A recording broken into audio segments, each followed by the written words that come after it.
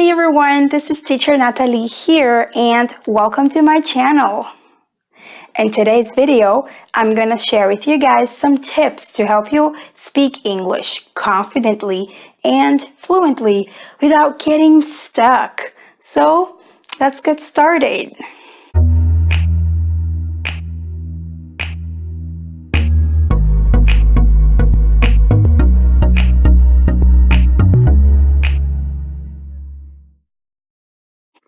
For you to get the most out of the content that I post here on YouTube, I already asked you to subscribe to my channel.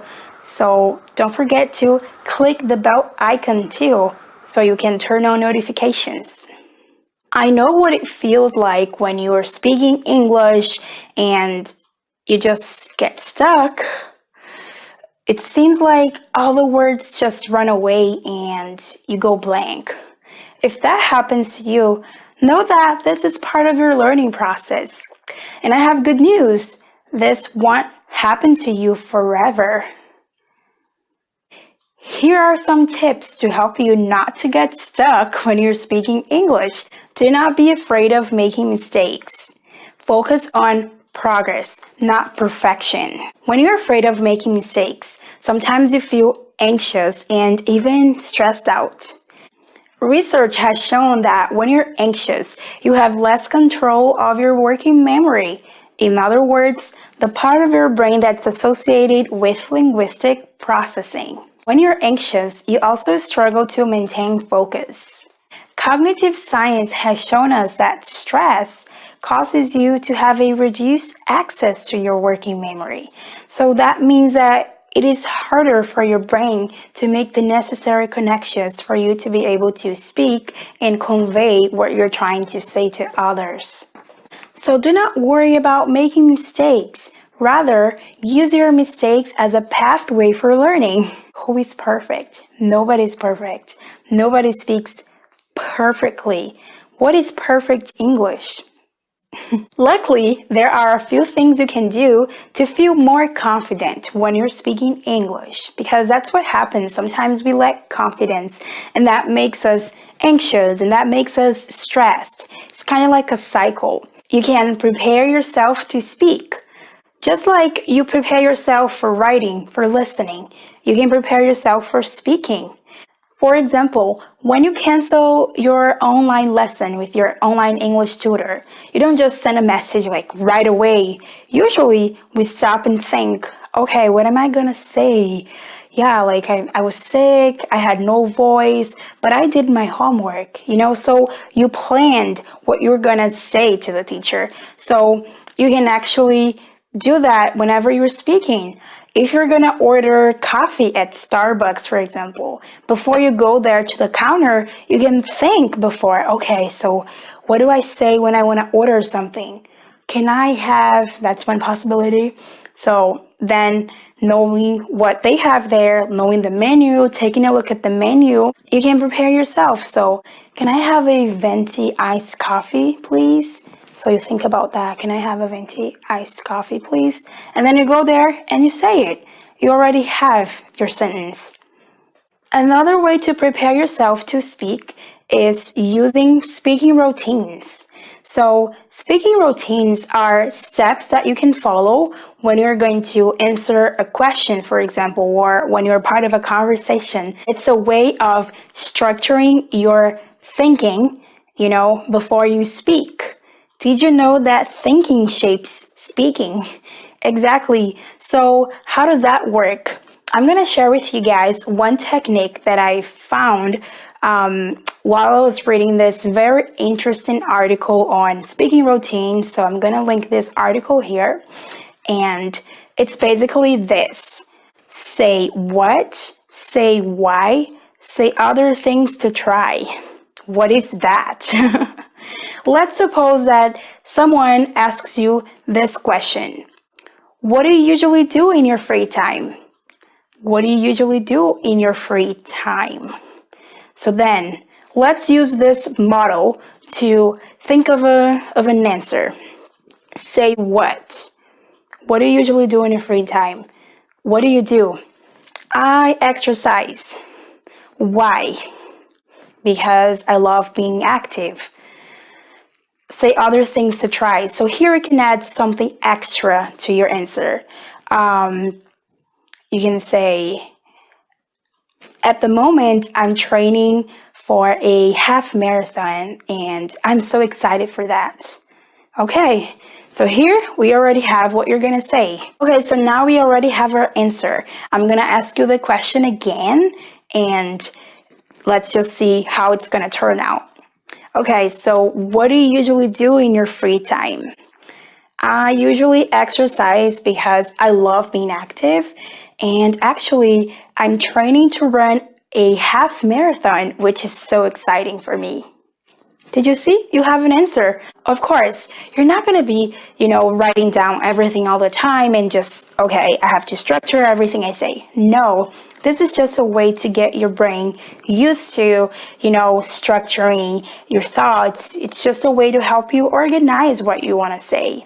After some time, this will be so natural that you're not going to be thinking about structures. But this helps you with your answers, whenever people ask you questions. So I did that for some time and it really helped me. And I can tell that nowadays I don't have to think about structures that much unless I'm giving a more formal presentation or I'm recording a video for my YouTube channel.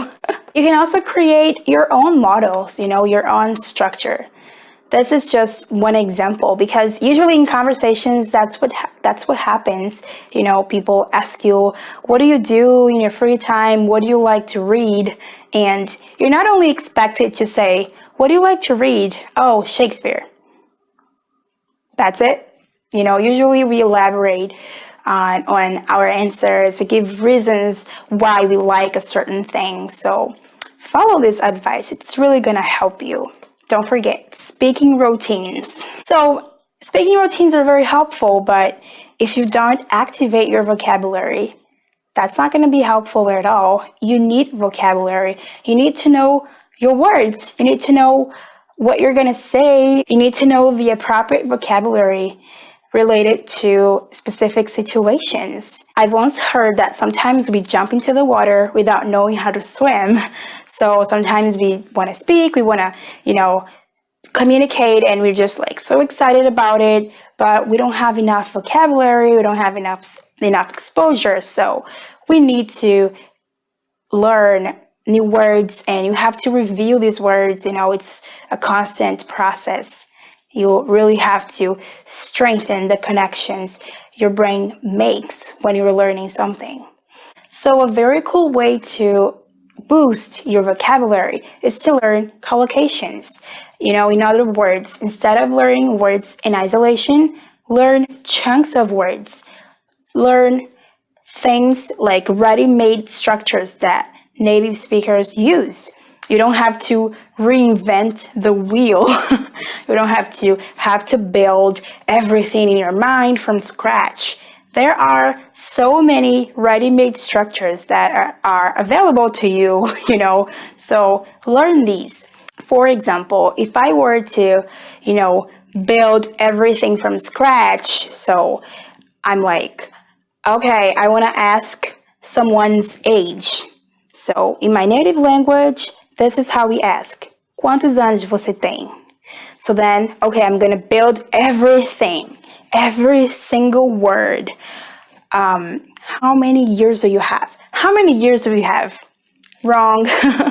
This sentence is not only odd, but also very hard to come up with. It's very, demanding. You have to get each word and connect everything together. Oh, you don't have to do that.